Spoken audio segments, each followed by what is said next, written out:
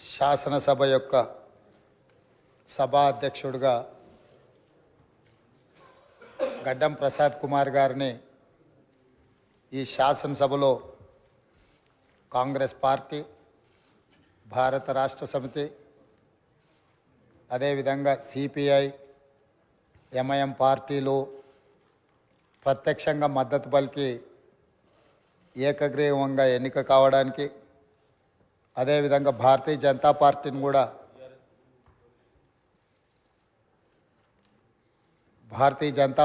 కూడా సంప్రదించడం జరిగింది.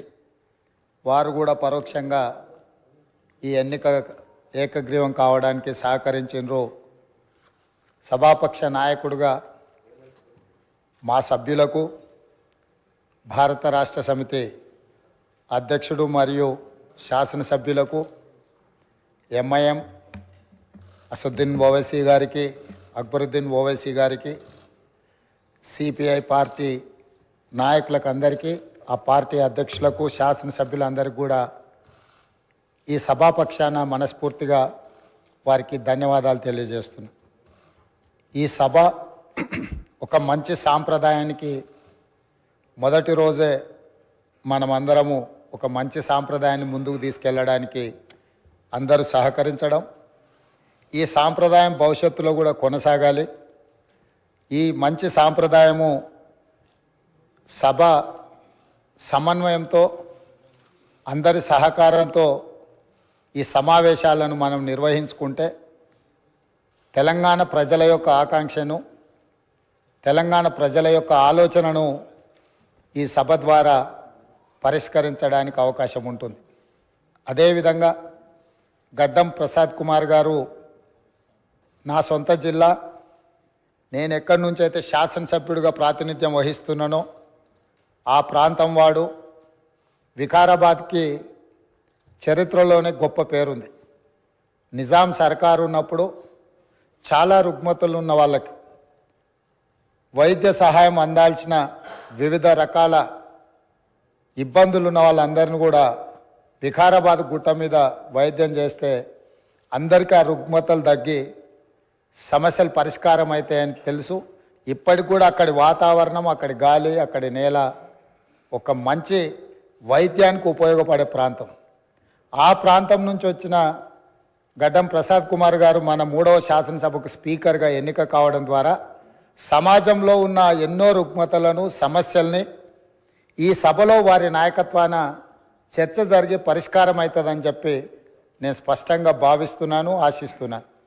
అదేవిధంగా వారు అతి సామాన్యమైన కుటుంబం. వెనుకబడి చిన్న వయసులోనే తండ్రిని కోల్పోయి కుటుంబ బాధ్యతను తీసుకొని 8 మంది సోదరీమణుల మధ్యలో ఒక్కడుగా చిన్న వయసులోనే కుటుంబ బాధ్యతను భుజాల మీద వేసుకొని 8 మంది ఆడపడుచులను సమన్వయం చేసుకుంటూ సమాజంలో కుటుంబం యొక్క గౌరవాన్ని నిలబెడుతూ ఏ లోటు రాకుండా సోదరీమణులందరినీ కూడా ఈ రోజుకు, ఆ రోజు నుంచి ఈ రోజు వరకు సమన్వయంతో ముందుకు తీసుకెళ్తున్నాడు. అంటే ఉమ్మడి కుటుంబం ఎలా ఉండాలి, ఉమ్మడి కుటుంబంలో కుటుంబ సభ్యులకు ఉండే సమస్యల్ని వాళ్ళు అడగక ముందే గుర్తించి పరిష్కరించడం తెలిసింది అని అంటే ఈ శాసనసభ కూడా స్పీకర్ గారి కుటుంబం. మనందరం కూడా వారి కుటుంబంలో సభ్యులం.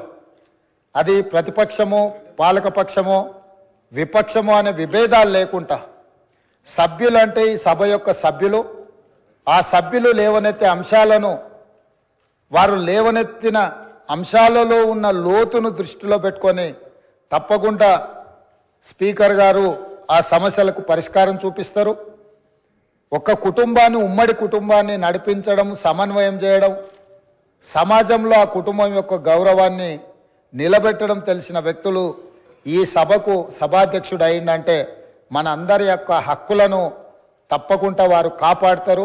అదేవిధంగా వారు రాజకీయ ప్రస్థానం, స్థానిక సంస్థలు ఒక ఎంపీటీసీగా వారి రాజకీయ ప్రస్థానం మొదలయ్యి అక్కడి నుంచి వారు ఎంపీపీ అవ్వడం, 2008 ఉప ఎన్నికలలో శాసనసభ్యుగా ఎన్నికవ్వడం, 2009లో తిరిగి వారు శాసనసభ్యుడిగా ఎన్నికవ్వడం, తర్వాత వారు మంత్రిగా సేవలు అందించడం, హ్యాండ్లూమ్ వీవర్స్కి వాళ్ళకున్న లోన్లు కానీ లేకపోతే వాళ్ళ సమస్యలను పరిష్కరించడంలో క్రియాశీలక పాత్ర పోషించడము, వారు మంత్రిగా ఉన్నప్పుడు వికారాబాదును శాటిలైట్ టౌన్గా గుర్తించి కీర్తిశేషులు పెద్దలు జైపాల్ రెడ్డి గారు అర్బన్ డెవలప్మెంట్ మినిస్టర్గా ఉన్నప్పుడు ఢిల్లీకి వెళ్ళి వారితో మాట్లాడి వికారాబాద్ పట్టణాన్ని శాటిలైట్ టౌన్గా గుర్తించి 2,200 కోట్ల రూపాయలు మంజూరు చేయించి అక్కడ అభివృద్ధి కార్యక్రమాలను ముందుకు తీసుకెళ్ళి ఆ రోజు వారు అక్కడి ప్రజల యొక్క సేవలో వారు ముందున్నారు. అదేవిధంగా అక్కడ మెడికల్ కాలేజ్ కావాలని వారే ఆ రోజు ఆ ప్రతిపాదన తీసుకొచ్చి ఈరోజు మెడికల్ కాలేజ్ మంజూరైంది. ఇంకా స్టాఫ్ ఇతర అంశాలు కూడా కొన్ని ఉన్నాయి. వారే అక్కడి నుంచి ఆదేశాలు ఇచ్చి తప్పకుండా ఆ సమస్యను పరిష్కరించడమే కాకుండా అప్పా జంక్షన్ నుంచి వికారాబాద్ మన్నగూడ చౌరస్తా వరకు రోడ్ వైడనింగ్ విషయంలో కానీ వీట్లలో కూడా వారు ప్రత్యేకమైన చొరవ చూపించి ప్రాంతం యొక్క అభివృద్ధిని వారు ఎప్పుడూ మర్చిపోకుండా వారు ఎన్నికలలో గెలిచిన ఒకవేళ ఫలితాలు వారికి అనుకూలంగా రాకపోయినా వారెప్పుడు కూడా ప్రజలకు దూరంగా ఉండలేదు. కాబట్టి ఈరోజు గడ్డం ప్రసాద్ కుమార్ గారు లాంటి వ్యక్తులు సునిశ్చిత దృష్టితో, సమస్యల అవగాహనతో, సభ్యుల సమన్వయంతో ఈ శాసనసభను వారి నాయకత్వంలో మనందరం ఒక ఆదర్శవంతమైన శాసనసభగా నడిపించడానికి వారి పూర్తిగా మన అందరికీ దశ దిశ నిర్దేశిస్తారు. వారిని మనస్ఫూర్తిగా ఎంపీటీసీ నుంచి శాసనసభాపతిగా ఈరోజు ఈ బాధ్యతలు నిర్వహించే వరకు వారి యొక్క రాజకీయ ఎదుగుదల కావచ్చు, ప్రజా సమస్యల పరిష్కారంలో కావచ్చు, వారి యొక్క కృషిని అభినందిస్తూ నేను ఏ ప్రాంతం నుంచి అయితే శాసనసభ్యుడిగా ఎన్నికైనానో మా ప్రాంతానికి సంబంధించిన శాసనసభ్యులే ఆ ప్రాంత నివాసే వికారాబాద్ జిల్లా ఒకప్పుడు డాక్టర్ మర్రి చెన్నారెడ్డి గారు ఆ ప్రాంతం నుంచి వచ్చి దేశ రాజకీయాలలోనే అత్యంత క్రియాశీలక పాత్ర పోషించారు. ఆ ప్రాంతం నుంచి వచ్చిన గడ్డం ప్రసాద్ కుమార్ గారు ఈ సభ అధ్యక్షుడిగా ఎన్నికవ్వడం, ఈ ఎన్నికవ్వడానికి సహకరించిన మిత్రపక్షాలన్నిటినీ ప్రతిపక్షాలన్నిటిని కూడా మరొకసారి అభినందిస్తూ మనస్ఫూర్తిగా వారికి అభినందనలు తెలియజేస్తూ ఈ సభలో సభ్యుల యొక్క అందరి హక్కులను వారు కాపాడతారనే నమ్మకంతో వారి అభినందిస్తున్నాను. వారి నాయకత్వంలో మేమందరం కూడా రాష్ట్రానికి మేలు జరిగే విధంగా కార్యక్రమాలు తీసుకుంటామని తెలియజేస్తూ సెలవు తీసుకుంటున్నాను.